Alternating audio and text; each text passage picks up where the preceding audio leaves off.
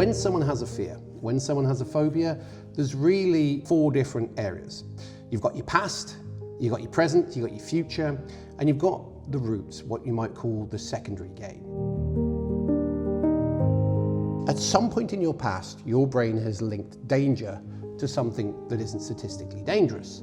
So you once got chased by a dog when you were young. Your brain goes, dogs are scary. Had a turbulent flight. Was made to get up and read in front of the school. Got embarrassed. Then you decide public speaking is scary. But it's not always that literal. And so a conditioned response, what's called a Pavlovian response, which is Ivan Pavlov, he'd ring a bell, he'd feed a dog, he'd ring a bell, he'd feed a dog.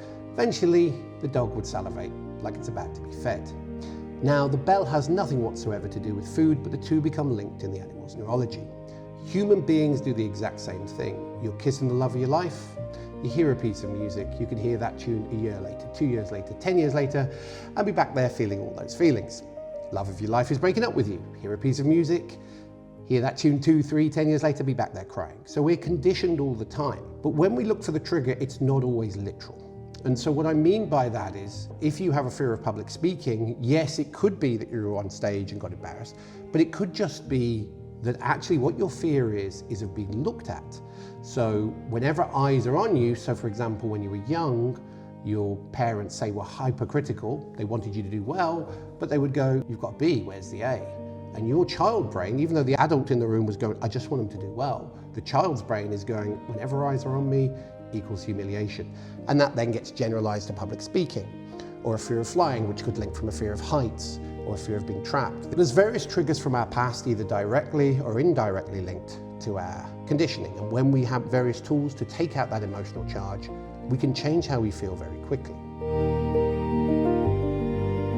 Then you've got the present. Now, most people look at their emotions like it's an illness, like it's a cold, like it's something they're going to catch. It's like, what if I get anxious? Rather than, how do I get anxious? And the other thing that people ask a lot of is why, and that tends not to help. How am I doing this? What am I thinking, feeling, believing, picturing, saying to myself? What's my posture? Everything we do has a recipe. And when we can isolate, say, okay, with public speaking, what's the difference between talking to my friends and talking in a public place?